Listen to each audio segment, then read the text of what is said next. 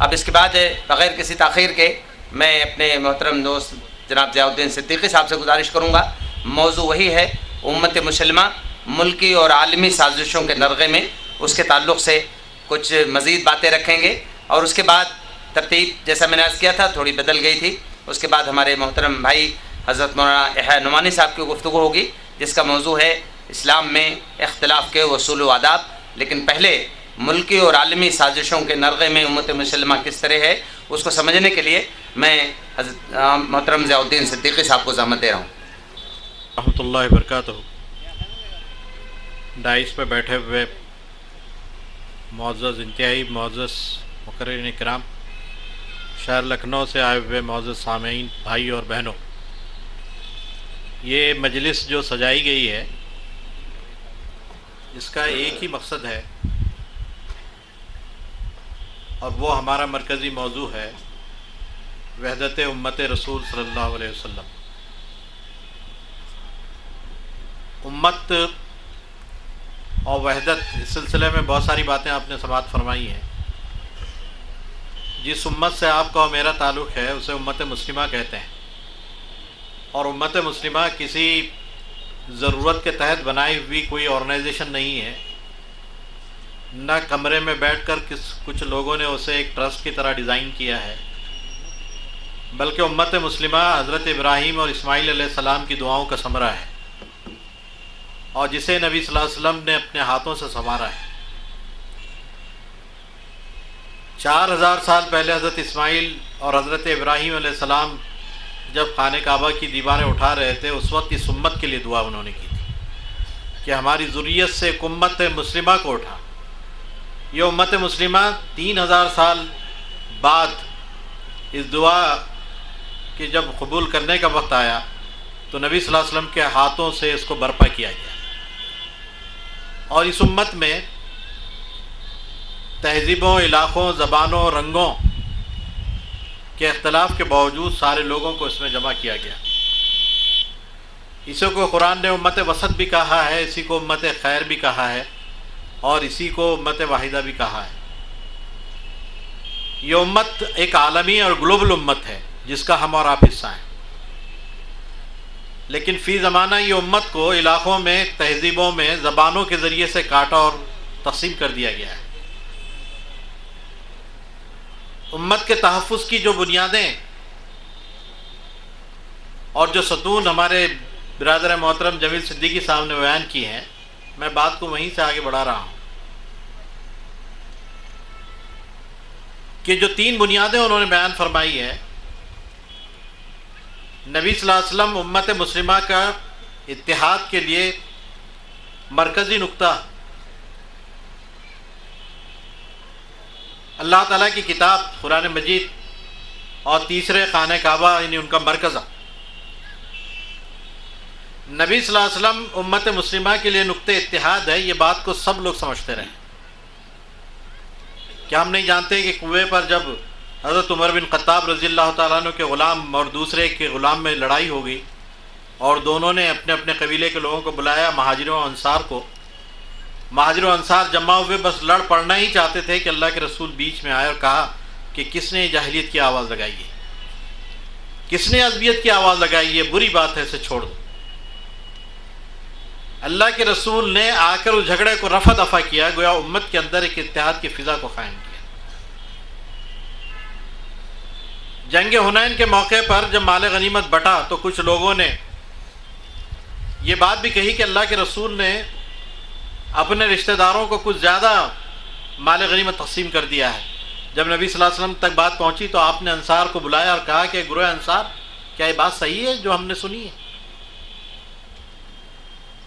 لوگوں نے کہا کہ اللہ کے رسول، ہمارے چند نوجوان ہیں انہوں نے یہ بات کہی ہوگی.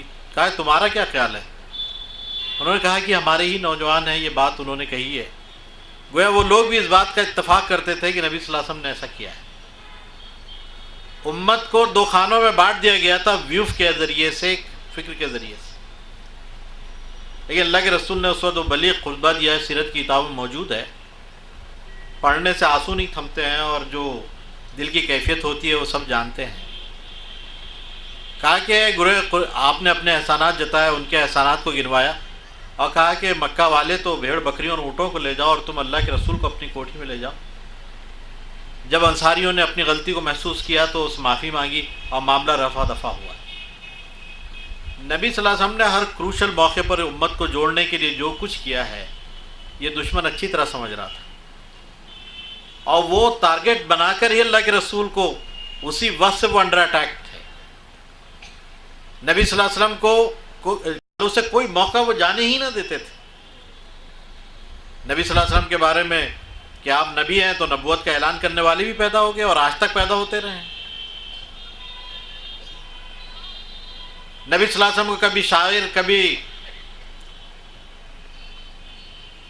کبھی کذاب، نعوذ باللہ من ذالک، اس قسم کے الفاظ جو قرآن نے خود بیان کیے ہیں، بتایا کہ کیسے لوگ آپ کے ساتھ یا آپ کے تعلق سے بات کرتے تھے۔ نبی صلی اللہ علیہ وسلم کی فیملی لائف کے معاملات کو کس طرح ابھار کر لوگوں کے سامنے پیش کیا جاتا تھا۔ سورہ نور واقعہ افق یہ بات کی شہادت دیتا ہے کہ حضرت عائشہ رضی اللہ تعالیٰ عنہ کے بارے میں جو بہتان تراشیاں کی گئی تھی اس میں یہود اور منافقین کا کس قدر اہم رول تھا، اور اس کو پروپیگیٹ کرنے میں، یہاں تک کہ بہت سارے ایسے صحابہ جو معصوم تھے وہ بھی اس سے متاثر ہو گئے تھے۔ ایک مہینہ نبی صلی اللہ علیہ وسلم کی زندگی کس کرب کے ساتھ گزری ہوگی اس کا اندازہ ہم لگا سکتے ہیں کہ حساس طبیعت اور جس کے خاندان پہ ایک اتنا بڑا اہتمام بہتان لگا دیا گیا ہو، کیسے آپ کی زندگی گزری ہو۔ حضرت زینب رضی اللہ تعالیٰ عنہ کے تعلق سے جو بات کہی گئی ہے، سورہ توبہ نے اس کو کور کیا ہے، پورے ڈسکرپشن اس میں موجود ہے۔ اس بات کو جس طرح سے نمک مرچ لگا کر لوگوں میں عام کیا گیا، تو یہ باز گشت تھمی تھوڑی ہے، یہ تو اس وقت سے باز گشت آج تک چلی آ رہی ہے۔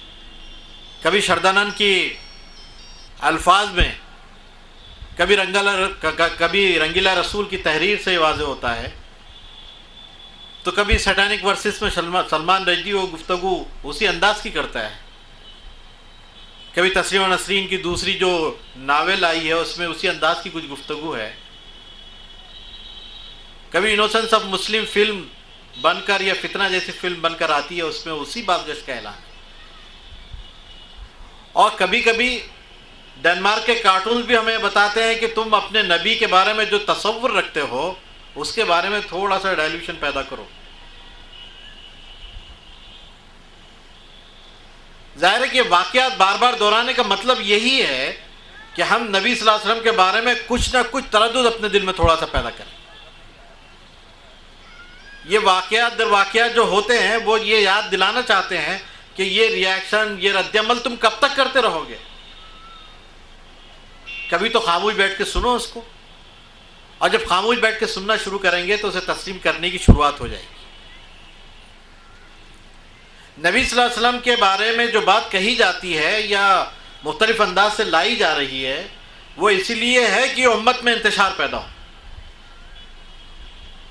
نبی صلی اللہ علیہ وسلم پہ اگر شک پیدا ہو جائے، تشکیک کا ذرا سا شائبہ بھی دل کے اندر پیدا ہو جائے، تو قرآن مجید کی آیتوں پہ شک پیدا ہو جائے گا، کیونکہ قرآن مجید تو اترا ہی ہے نبی صلی اللہ علیہ وسلم کے قلب اطہر پر۔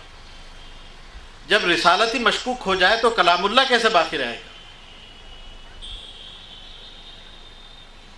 جس دین کی بنیادوں کو آپ نے تشریح کے طور پہ لوگوں کے سامنے پیش کیا ہے، جو شریعت اسلامیہ ہے، اس پہ شک پیدا ہو جائے گا۔ نبی مشکوک ہو جائیں گے تو شریعت مشکوک ہو جائے گی، نبی مشکوک ہو جائیں گے تو پورا دین مشکوک ہو جائے گا، اور یہ امت میں انتشار پیدا ہو جائے گا۔ تو نبی صلی اللہ علیہ وسلم کی ذات جو نقطہ اتحاد ہے امت کے بیچ میں، جو سب کو جوڑے رکھتی ہے اور بنائے رکھتی ہے، اس کو انڈر اٹیک ہمیشہ سے رکھا گیا ہے۔ اور پھر یہی نہیں بلکہ نبی صلی اللہ علیہ وسلم کے بعد کے جو آپ کے ورثہ ہیں، وارث ہیں، خلافت راشدہ، اس کو دیکھیے، اس کے خلاف بھی کئی سازشیں ہیں۔ حضرت عمر بن خطاب رضی اللہ تعالیٰ عنہ کی شہادت ہے، حضرت علی کی شہادت ہے، حضرت رضی اللہ تعالیٰ عنہ، حضرت عثمان بن عفان رضی اللہ تعالیٰ عنہ کی شہادتیں ہیں، خلفائے راشدین کی شہادتیں اس بات کی طرف اشارہ کر رہی ہیں کہ یہ جو قیادت کا منصب ہے، یہ جو امامت کا منصب ہے، یہ امت کو جوڑے رکھنے والا منصب ہے، اس منصب کو انڈر اٹیک رکھو۔ چنانچہ آج تک جو صورتحال بنتی ہے، آپ جانتے ہوں گے کہ بلیک واٹر آرگنائزیشن ایک امریکن فائنینسڈ آرگنائزیشن ہے جو آج بھی مسلمانوں کی آرگنائزیشنز اور مسلمانوں کی جو مسلکی جو لیڈرشپ ہے اس کو ٹارگٹ کلنگ کرتی ہے۔ پاکستان کی جو صورتحال ہے وہ ہمارے سامنے رہنی چاہیے کہ کس طرح ٹارگٹ کلنگ کے ذریعے سے پوری نئی قیادتوں کو ختم کیا جا رہا ہے، اس لیے کہ اس کا سلسلہ شروع سے ہے۔ وہ یہ سمجھتے ہیں کہ قیادت مضبوط اگر ان کی رہے گی تو ان کے اندر انتشار پیدا نہیں ہوگا۔ قیادتوں کو ختم کر دینا، وہ نظام کو ختم کر دینا جو ان کو بنائے رکھتا ہے، اس کو توڑ دینا ان کے مقاصد میں سے ہے۔ چنانچہ خلافت کو بھی اسی لیے انہوں نے توڑا ہے۔ جیسی لوڑی لنگڑی خلافت تھی جو 1924 کے اندر توڑ دی گئی اور مسلمانوں کو یتیم بنا دیا گیا ہے۔ رسالت کے بعد خلافت راشدہ اور خلافت یہاں تک کہ عثمانی خلافت مسلمانوں کی نگراں، مسلمانوں کے معاملات کی نگراں تھی، مسلمانوں کی پریشانیوں کی نگراں تھی، لیکن اس کو توڑ کر ختم کر دیا گیا۔ اس کا مطلب یہ ہے کہ وہ مرکزیت ختم کر دی جائے جس کے ذریعے سے مسلمان جڑے ہوئے ہوں، وہ لیڈرشپ کو ختم کر دیا جائے، اس کو انڈر اٹیک رکھا جائے جو اس امت کو بنائے رکھتی ہو۔ اسی طرح قرآن مجید ہے جیسا آپ نے سنا ہے، اور قرآن مجید کے تعلق سے یہ بات ہے کہ قرآن ہی نے اس امت کو بنایا ہے، اس کی ایک ایک آیت نے اس امت کو سنوارا ہے، اور اسی کے ذریعے سے جب تک یہ امت اس سے بندھی رہے گی اور اپنے آپ کو وابستہ رہے گی، امت باقی رہے گی۔ لیکن جانتے ہیں کہ قرآن مجید کے بارے میں بھی کئی چیزیں ہیں۔ اب تو ایک نئی فلسفی آئی ہے، لوگ یہ کہتے ہیں کہ اب یہ اوریجنل قرآن ہے ہی نہیں ہمارے پاس۔ لوگ یہ کہتے ہیں کہ یہ یہودیوں نے اس کو بدل دیا تھا، وہ قرآن آج ہمارے پاس ہے۔ ایک منٹ، جو ہمارے اتحاد کی بنیاد ہے اسی پہ تیشہ چلایا جا رہا ہے کہ قرآن مجید وہ اوریجنل فارم میں نہیں ہے جو اللہ کے رسول نے بھیجے کے اوپر جو قلب اطہر پہ اترا تھا، وہ اوریجنل فارم میں نہیں ہے، یہ یہودیوں کے ذریعے سے بدلا ہوا قرآن ہے جو مسلمانوں کے پاس ہے، تاکہ اس پہ انتشار پیدا ہو اور یہ امت منتشر ہو جائے۔ کتنے لوگ یہ کہتے ہیں کہ قرآن مجید کی ان آیتوں کو پڑھنا نہیں چاہیے؟ خود بھارت کے اندر ایسے لوگ ہیں جو کہتے ہیں 40 آیتوں کو قرآن مجید سے نکال دیا جائے۔ بعض لوگ کہتے ہیں کہ سورہ توبہ اور سورہ انفال مسلمانوں کو قرآن مجید سے نکال دینا چاہیے، اس لیے کہ اس سے مسلمانوں میں تشدد پیدا ہوتا ہے، شدت پسندی ان کے اندر پیدا ہوتی ہے۔ چنانچہ آپ جانتے ہیں کہ وزارت کویت نے اور سعودی عرب کی گورنمنٹ نے اپنے ہائی اسکول کے سلیبس سے یہ دونوں صورتوں کو نکال دیا ہے۔ کل اور چیزوں کا مطالبہ ہم سے کیا جائے گا کہ قرآن مجید کی ان چیزوں کو نکال دیا جائے، تو وہ چیزیں کیا ہم نکال دیں گے؟ اور ظلم ستم اس پر کہ جو دشمن ہمارے ہیں وہ قرآن مجید کو اس طرح سے ٹارگٹ کیے ہوئے، ٹیری جونز کا آپ جانتے ہی ہیں کہ کس طرح جب وقفے سے کس طرح وہ اپنی حرکتیں کرتے رہتا ہے، اور جس انداز سے قرآن مجید کو جلانے نعوذ باللہ من ذالک اس کی بے حرمتی کرتا رہتا ہے، اس سے اس پر خاموشی اور اس پر خاموش رہنا، گویا ہم ان چیزوں کو تسلیم کرتے جا رہے ہیں، اسے قبول کرتے جا رہے ہیں، اس پر ریئیکٹ نہ ہونا، اس پر رد عمل کا نہ دکھانا، گویا ہم ان چیزوں کو تسلیم کرتے جا رہے ہیں، گویا یہ مساج کا کام کر رہا ہے جو واقعات دیر پر دیر ہو رہے ہیں۔ اور خود ہمارے پاس بھی خود ہمارا رویہ بھی قرآن مجید کے تعلق سے جو کچھ ہے وہ ہم آپ جانتے ہیں، ہمارے بچوں کا رویہ، ہمارا رویہ، اس کو پڑھنے، اس کو سمجھنے، اس پر عمل کرنے، اس کو پہنچانے، اس کے تعلق سے خود ہمارا جو رویہ ہے، خود وہ کس طرح سپورٹیو ہے ان سازشوں کے اندر، اس کو بھی ہم اچھی طرح سمجھ سکتے ہیں۔ تیسری بات جو بات کہی گئی ہے وہ ہمارا مرکزہ ہے، وہ خانہ کعبہ ہے۔ وہ خانہ کعبہ امتوں اور قوموں کی زندگی میں جبکہ وہ بہت سپریس لائف گزار رہی ہوں، جب وہ بہت مظلومانہ زندگی گزار رہی ہوں، ایسی حالت میں مرکزے کی بہت زیادہ اہمیت ہو جاتی ہے۔ حضرت موسیٰ علیہ السلام کی قوم بنی اسرائیل کو جب فرعون کے ظلم استبداد کے تحت دبا دیا گیا تھا، اس وقت اس کی اصلاح کے لیے جو فارمولہ قرآن مجید نے پیش کیا ہے اس میں اس بات کا تذکرہ ہے سورہ یونس کے اندر کہ چند مکانات کو مرکز بناؤ، وہاں نماز قائم کرو اور مسلمانوں کو خوشخبری دو۔ یہ چند مکانات کو مرکز بنانا، اس کو قبلہ بنانا، اس کو وہ حیثیت دینا تاکہ اس سے جڑے رہے وہ لوگ۔ اور اقبال نے بہت خوبصورت بات کی تھی کہ ہم اس کے پاسباں ہیں، وہ پاسباں ہمارا، ہم اس کی رکھوالی تو کر رہے ہیں لیکن وہ ہماری بھی رکھوالی کر رہا ہے، ہر سال ہم کو جوڑے رکھتا ہے، ہزاروں لاکھوں کی تعداد میں بنائے رکھتا ہے، اور یہ احساس دلاتا ہے کہ تمہارا رنگوں اور نسلوں، تہذیبوں و زبانوں سے ماراوا تمہاری جو حیثیت ہے وہ ہم کو یہاں تسلیم ہے۔ تم ایک آواز اور ایک لباس میں جب جمع ہو جاتے ہو، تم ایک دوسرے کی زبان نہیں سمجھتے لیکن تب بھی ایک ہو جاتے ہو، تم تہذیبیں جدا جدا رکھتے ہو، زبانیں جدا جدا رکھتے ہو، تمہاری رنگ اور نسل جدا جدا ہے لیکن تم ایک ہی قوم ہو، اور جب ہم سے جڑتے ہو تو اس بات کا اظہار ہو جاتا ہے کہ یہ امت ایک امت ہے۔ اور اس کے تعلق سے جو سازشیں ہمارے بھائی نے بتایا ہے کہ بھارت کے اندر ایک بہت بڑا طبقہ ہے جو سمجھتا ہے کہ یہ جو خانہ کعبہ ہے یہ مکٹیشور ہے، یہ لنگ ہے، اس کا حصول ہمارے لیے ضروری ہے، مسلمانوں نے اس پہ قبضہ کر لیا ہے، اور امریکن سینیٹرز نے اور وہاں کے جو کرنلز نے جو بات کہی ہے کہ ہم کبھی بھی اس کو بمبارڈ کر سکتے ہیں۔ یہ بہت آسان نہیں ہے کہ 2.25 ارب مسلمانوں کے ہوتے ہوئے ان کے مرکزے کو اس طرح ٹارگٹ کیا جائے، بہت آسان نہیں ہے، لیکن کیا ارادے ہیں یہ بھی تو ہمیں سمجھنا چاہیے۔ ممکن ہے کہ کبھی وجود یہ کبھی پورے نہ ہوں، لیکن ان کے ارادے کیا ہیں اس کو بھی تو سمجھیے، اور وہ اس کے ریپرکیشنز اور ریاکشنز کو کیلکولیٹ کرتے رہتے ہیں۔ مثلا اگر خانہ کعبہ کو ڈھانا ہے تو انہیں مسجد اقصیٰ کو ڈھانا ہے، اس قبلے کو ٹارگٹ بنائیں گے، اور مسجد اقصیٰ کو ڈھانا ہے تو وہ کوشش کریں گے کہ بابری مسجد کو شہید کر دیا جائے۔ وہ ریپرکیشن کو کیلکولیٹ کر رہے ہیں، کیونکہ آخر خانہ کعبہ کی ذیلی مراکز یہ سب مساجد تو ہیں جو ساری دنیا میں پھیلی ہوئی ہیں۔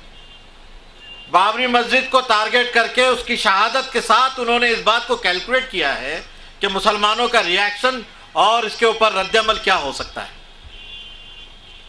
اس ریاکشن کے نتیجے میں وہ مسجد اقصیٰ کو ڈھانے کی پلاننگ کر رہے ہیں، اور خدا نہ خواستہ مسجد اقصیٰ کو جس دن انہوں نے ڈھا دیا تو سمجھے کہ تیسری پلاننگ خانہ کعبہ کو ڈھانے کی ہوگی، نعوذ باللہ من ذالک۔ اور جب مسلمانوں کا مرکزہ ختم ہو جائے گا، جس طرح بظاہر خلافت کو انہوں نے ختم کر دیا اور امت کو یتیم بنا دیا، تو جو بظاہر عبادت کے حوالے سے جڑنے والی ملت ہے، جو کم سے کم سال میں ایک مرتبہ اپنے ڈسپلین اور اپنے جو ہے جذب و ضبط کے حوالے سے دنیا میں مشہور ہے کہ سال میں ایک مرتبہ اور لاکھوں کی تعداد میں جمع ہوتے ہیں، وہ سلسلہ بھی جب ختم ہو جائے گا تو یہ امت مزید انتشار کا شکار ہو جائے گی۔ اس بات کو بھی سمجھنے کی ضرورت ہے۔ اس وقت جو امریکنز اور یورپین کنٹریز جو کچھ کرنا چاہتے ہیں وہ بنیادی طور پر بہت بہتر انداز میں وہ کرنا چاہتے ہیں، سائنس اور ٹیکنالوجی کے پورے لوازمات کے ساتھ وہ مسلمانوں کو تقسیم در تقسیم کے عمل سے گزارنا چاہتے ہیں۔ رینڈ کارپوریشن ہے، امریکن فائنینس ایک بڑا گروپ ہے جو فورن ڈپارٹمنٹ کو ان کی مدد کرتا ہے اور خارجہ امور کے معاملات کو طے کرنے کے لیے ان کے سروے اور ان کے کنکلوژنز کو وہ زیادہ اہمیت دیتا ہے۔ 100 سے زیادہ رپورٹیں صرف نیٹ کے اوپر موجود ہیں، اس کے جو ٹاپکس ہیں وہ 200 پیجز کے اندر آتے ہیں کہ مسلمانوں کے کن کن امور میں انہوں نے سروے کیا ہے، وہ 200 پیجز میں آتے ہیں۔ ان کا ماننا یہی کہ آخر مسلمانوں کے کمزور پہلو کون سے ہیں جس سے امریکہ اور یورپ فائدہ اٹھا سکتا ہے اور اسرائیل کو فائدہ پہنچ سکتا ہے۔ تو انہوں نے محسوس کیا کہ مسلمانوں کے جو کمزور پہلو ہے، ان کی جو رپورٹس ہیں، آپ کبھی ویب پر اور سائٹ پہ جائیے تو بہت ساری چیزیں مل جائیں گی آپ۔ انہوں نے بتایا کہ مسلمانوں کے جو کمزور پہلو ہے وہ ان کا مسلکی اختلاف ہے۔ یہ مسلکی اختلاف سے وہ فائدہ اٹھا سکتے ہیں۔ انہوں نے بتایا کہ عربز اور نان عربز کی جو کنفلکٹ ہے اس سے فائدہ اٹھایا جا سکتا ہے۔ انہوں نے بتایا کہ شیعہ سنی کنفلکٹ کو جتنا ہم اس کو بڑھائیں گے آگے اس سے ہم کو فائدہ ہوگا۔ چنانچہ آپ دیکھ رہے ہیں کہ یہ تمام چیزیں وہ پوری اپنی مرضی کے مطابق کرنے کی کوشش کر رہے ہیں۔ یہ الگ بات ہے کہ اللہ کا کوئی فیصلہ مکر و مکر اللہ خیر الماکرین، یہ اپنی چالیں چل رہے ہیں، اللہ اپنی چال چلتا ہے، اللہ بہترین چال چلنے والا ہے۔ مکر کی نسبت اللہ نے اپنی طرف بھی کی ہے. اس بات کو بھی اچھی طرح سمجھ لیں کہ اللہ بہترین تدبیر کرنے والا ہے. یہ چاہے جو چالے چلے، اللہ اپنی ایک ایسی تدبیر سے ان کو جو ہے ختم کر سکتا ہے جس میں وہ ناکام ہوں گے. لیکن وہ کس قدر حوصلہ مند ہے کہ وہ سب کچھ سوچتے ہیں اور کرنا چاہتے ہیں. کہ امت کو مختلف جو ان کے بنائے ہوئے جیسے مسئلہ ہمارے جو فروعی اور فقہی مسالک ہیں، ان کا جو اختلاف ہے جس کو ہم اختلاف نہیں سمجھتے بلکہ یہ وسعت سمجھتے ہیں. جتنے فقہی اور فروعی مسائل مسلمانوں کے ہیں وہ اختلاف نہیں ہے، بلکہ وہ امت کے اندر دین پر چلنے کا ایک بہت بڑا ذریعہ ہے، مظہر ہے اس کے. یہ مسالک کے ذریعے سے ان سے فائدہ اٹھایا جائے، ان کے اختلاف کے ذریعے سے فائدہ اٹھایا جائے اور اس کو بیس کر کے مسلمانوں میں تفریق کی جائے، ان کو ایک دوسرے سے لڑایا جائے. تو انہوں نے یہاں صرف یہی تقسیم نہیں کی ہے مسئلے کی بنیاد پر، انہوں نے تقسیم کیا ہے فنڈامنٹل مسلم، انہوں نے تقسیم کی ہے سیکولر مسلم، انہوں نے تقسیم کی ہے ماڈرن مسلم، انہوں نے تقسیم کی ہے ٹریڈیشنل مسلم. اور وہ یہ چاہتے ہیں کہ یہ جو الگ الگ طبقے انہوں نے ڈیزائن کیے ہیں، یہ طبقوں کو جو ہے آپس میں بڑھا دیا جائے، ان کو لڑوایا جائے. ان کا ماننا ہے کہ یہ 100% جو مسلمان ہیں ان میں سے 80% بے دین ہے، دین کو چلنا پسند نہیں ہے ان کو. 20% لوگ دین پہ چلتے ہیں، پریکٹسنگ مسلم بہت کم ہے اس میں سے، اور یہ 20% لوگ 80% پہ حاوی ہیں. اور حاوی ہونے کی وجہ یہ ہے کہ ان کی جماعتیں ہیں، تنظیمیں ہیں، ان کے مدارس ہیں، ان کی خانقاہیں ہیں، اس کی وجہ سے ان کی نیٹ ورکنگ ہے. اور یہ 20% مسلمان 80% مسلمان پہ حاوی ہیں. امریکنز جو شیطان اعظم ہیں ان کا خیال یہ ہے کہ یہ جو 80% مسلمان ہیں ان کے حقوق کیا ہیں، ان کے بنیادی حقوق، ان کے انسانی حقوق کے لیے لڑایا جائے، ان کو نیٹ ورکنگ پرووائڈ کی جائے، ان کو فائنینس دیا جائے، ان کی جماعتیں بنائی جائیں، ان کے ادارے انسٹیٹیوشنز کھولے جائیں، تاکہ یہ 80% لوگوں کو 20% جو دین پسند لوگ ہیں ان سے ٹکرایا جا سکے. یہ لڑائی ہر صحن کی لڑائی بننی ہے، یہ لڑائی ہر مسجد کے صحن کی لڑائی ہے، ہر گھر کی لڑائی بننی ہے. یہ آنے والے دنوں میں یہ کہاں لے جا کر ہمیں کھڑے کرے گی اس کا ہمیں اندازہ نہیں. سبرامنین سوامی کی باتیں آپ نے سنی ہوگی اخبارات کے. آج کل کے اوپر جس قدر اس نے انٹرویو دیا ہے اس انداز کی بوباس آتی ہے، وہ اس بات کا پتہ چلتے اور غماز ہے اس بات کی کہ مسلمانوں میں کس قدر انتشار پیدا کرنے کی کوشش کی جا رہی ہے. یہاں کے ہوم منسٹر کا اسٹیٹمنٹ ہے کہ آنے والے دنوں میں یعنی ان کے جو انپٹس ہیں، جو ان کے انٹیلیجنس کے انپٹس ہیں، وہ یہ بتلاتے ہیں کہ آنے والے دنوں میں مسلمانوں میں مسلکی اور جماعتی عصبیت کے نتیجے میں خوریزی ہونے والی ہے. اور ہمارے آفیسرز پریشان ہیں کہ لا اینڈ آرڈر کیسے مینٹین کریں. خدا کرے کہ خوریزی نہ ہو، لیکن اگر یہ ہوتی ہے تو کون سازش کر رہا ہے، کون اس کے پردے کے پیچھے ہے، کون جو انگلیوں پہ یہ دھاگوں کو اور گڑیوں کو نچا رہا ہے، اس بات کو سمجھنے کی کوشش. اب یہ جو ٹریڈیشنل مسلم، فنڈامنٹل مسلم اور یہ جو روایتی مسلم، ماڈرن مسلم کی جو اصطلاح جو گھڑی گئی ہے، اس کے ذریعے سے مسلمانوں کو جو لڑایا جا رہا ہے، وار اور ٹیرر کے نام پر جو کچھ حرکتیں وہ امریکہ کر رہا ہے کہ مسلمان ملکوں کے ہاتھوں میں ہتھیار دے کر مسلمانوں ہی کو مروا دیا جائے. مصر میں وہی ہوا ہے. صبح سویرے کی نماز میں کھڑے ہوئے 6000 لوگ ایک ساتھ بھون دیے گئے. کن لوگوں کے ہاتھوں بھون دیے گئے؟ پاکستان میں جو مسجدیں ہیں جہاں مسلکی منافرت کے نتیجے میں خود اپنے بھائی اپنی مسجدوں کو اجاڑ کر رہے ہیں، اس کا امپیکٹ تو پوری دنیا پہ پڑ رہا ہے. شام کے اندر جو کچھ ہو رہا ہے، 1,30,000 شہادتیں، 20 لاکھ سے زیادہ مہاجرت ہے، ریفیوجیز کیمپ میں پڑے ہوئے ہیں، 70 لاکھ سے زیادہ خود اپنے ملک کے اندر جو بے گھر ہیں. کھانے پینے کو کچھ نہیں ہے. لوکل مفتیان نے ان کو یہ کہا ہے کہ وہ کتے، بلیوں اور گدھوں کو ذبح کر کے کھا سکتے ہیں. شیعہ سنی کنفلکٹ کو عام کیا جائے. چنانچہ یہ کنفلکٹ ٹرانسمٹ ہوتی ہے پوری دنیا میں. چنانچہ 2 سال سے لکھنؤ کی صورتحال کا آپ اندازہ لگا رہے ہوں. انقلاب ایران کے بعد سے لے کر 2 سال پہلے تک لکھنؤ کی صورتحال پرامن رہی ہے، لیکن یہ پچھلے 2 سالوں کے اندر یہاں پر یہ متاثر ہوئی ہے. یہ ٹیمپرامنٹ جو ٹرانسمٹ ہو رہا ہے دنیا کے اندر، اس پر غور کریں۔ یہ انٹرنیشنل جو صورتحال بنتی ہے، بگڑتی ہے، اس کا امپیکٹ دوسری جگہ بھی پڑتا ہے۔ اگر اخوان مسلمین پہ پابندی سعودی عرب لگاتا ہے تو اختلاف ہمارے پاس پیدا ہو جاتا ہے۔ ہمارے پاس کے بڑے بڑے مدرسے جو ہے دو حصوں میں بٹ جاتے ہیں، امت کو نظریاتی طور پر، فکری طور پہ بھی تقسیم کر دیا جاتا ہے۔ معاملہ تو وہاں پر ہے کہ اخوان مسلمین کو پابند کیا گیا ہے، غیر قانونی قرار دیا گیا ہے، لیکن دیوبند اور ندوہ کے اندر یہ اختلاف پیدا ہو گیا ہے کہ دیوبند پرو اور ندوہ جو ہے اینٹی ہو گیا ہے۔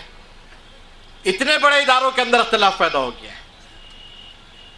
دہشت گردی کے عنوان سے یہ امت میں انتشار پیدا کیا جا رہا ہے۔ دہشت گردی آپ جانتے ہیں، دہشت گردی ایک ریلیٹو ٹرم ہے جس کے کوئی معنی نہیں ہے۔ 2001 سے لے کر 2013 تک جتنے بڑے بلاسٹ ہیں بھارت کے اندر ہوئے ہیں، جس میں مسلمانوں کے نام پر تھوپ دیے گئے ہیں، ان میں سے جن میں زیادہ جانیں گئی ہیں وہ صرف 29 ہیں، 29، اور کل جمع جانیں جو 888 گئی ہیں، جس کو دہشت گردی کے نام پر مسلمانوں کے نام چوپ دیا گیا ہے۔ لیکن گجرات کے اندر 3500 مسلمان مارے گئے، وہ دہشت گردی نہیں۔ میں صرف بتانا چاہتا ہوں کہ اس کے نتیجے میں کیا ہوا ہے۔ جو نوجوان پکڑے جاتے ہیں، جن کو جیلوں کے پیچھے ڈال دیا جاتا ہے، میڈیا جن کا ٹرائل لیتا ہے اور BBC جس کو خبریں بنا کر پیش کرتا ہے، امت اس پہ بھروسہ کرتی ہے جیسے قرآن کی آیت۔ جو جیل میں جاتا ہے اس سے سلام دعا بند ہو جاتی ہے، رشتے ناطے ٹوٹ جاتے ہیں۔ اللہ کے رسول نے کہا کہ مومن وہ ہے جو کسی پریشانی میں اپنے بھائی کو نہیں چھوڑتا ہے۔